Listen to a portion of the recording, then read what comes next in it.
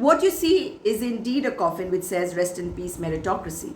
Because meritocracy has really been laid to rest by the state government of Nagaland and especially the higher education department. The minister, Mr. Temgem Imnalong, is extending an invitation to the protesters. But what happened today? That is on the 24th of April, the fourth day of the protest against the regularization of the 147 contractual workers, which of course has been kept in abeyance by the government when they saw that this protest was becoming a bit much. It is important to understand that the government of Nagaland is responsible for this situation where hundreds of protesters descended at the protest site in Kohima, and they chanted a whole lot of slogans and they demanded justice and the revocation of the government order to regularize the 147 contractual workers to the post of assistant professors and librarians.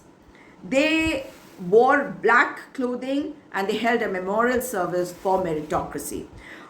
Today, a lot of the protesters, hundreds of them, were raising slogans against the cabinet's decision to form a committee to look into the matter instead of simply going and revoking the order. Because this is a matter of corruption. When you do not follow the procedure which you have made, you do not follow the rule, then you are obviously committing an act of corruption. And the higher education department, by regularizing these 147 people, have indeed committed a huge act of corruption and they are on the back foot. But they think that if they form a committee, the protesters will go home and gradually this protest is going to die out, which is not happening and which the protesters are not allowing to happen. During this entire protest on 24th April, the president of Konyak Students Union Kohima, N. Bangyo Nam, said that he was not representing the union but had gone there in his individual capacity to stand in solidarity with those who were protesting, and said that the minister had made a huge mistake by playing with the sentiment of the students. He has also demanded an apology because he says that nobody had ever demanded for contractual teachers at Wangkau College in Mon district, and therefore for the well-being of the students he wanted that the government should take their order back. And of course he was talking about the contractual workers. He also asked for the resignation of Minister of Higher Education Mr. Temgem Imnalong on moral grounds.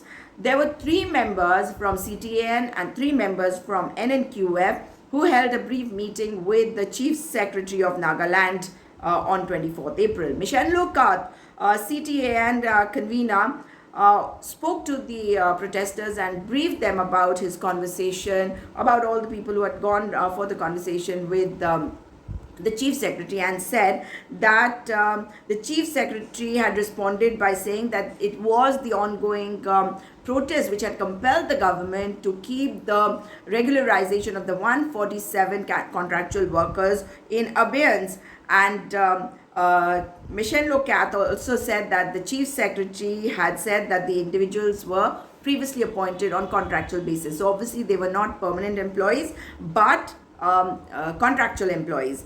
And Michelle Lokat has also said that if the posts were contractual, they should remain temporary and they should be sent to the Nagaland State Public Service Commission (NSPC), and an exam should be conducted, and those 147 should also be allowed to sit for their exam. That is the ones who have been absorbed. They can continue with the ones who are working, they can continue with the teaching, but alongside they can also appear for the exam along with all the others. These posts should be open for public. It should be open for there should be open recruitment is what he said. And as far as the committee is concerned, even Michelle Lokat said that they couldn't trust the committee, and because these were basically delay tactics. And I'm so glad that people are recognizing this, especially the protesters. And he feels that the delay is only going to further deepen this crisis, which the government can handle better if they want to. However, CTAN and NNQF both have indicated that the protest is going to continue unless the government gives a clear and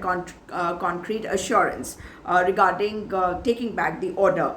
The minister, that is the concerned minister, that is Mr. Temgem Imnalong, Minister of Higher Education, has also extended an invitation to the protesters to have a dialogue with them. But the protesters feel that if they go and talk to him also, it will be of no consequence unless he is willing to revoke the agreement. And that meeting, I believe, has happened. I do not know the outcome of the meeting. As soon as I get to know, I will let you know. But definitely, the government needs to understand that when there is a matter of corruption, the minister should go. Heads have to roll. Someone has to take responsibility. There has to be accountability. And Mr. Temje Mnalong should go now, and somebody else should be appointed there, and a proper inquiry should be made into this matter. Like the protesters are saying, these should be sent for open recruitment to the NSPC, so that the higher education department, which has been marred by this entire episode of corruption, can repair some of this harm which has been caused to the entire department, to the education system in Nagaland. But let's wait and watch and see what happens further. And as soon as I get to know what has happened with the minister, I will let you know as well. Waiting for that. I am sure you are too. Do share this video with as many people as you can, so that people of Nagaland know what is happening. People outside Nagaland should also know what is happening in Nagaland and how people are standing up and exerting their rights. And I'm so proud of the people of Nagaland for doing so.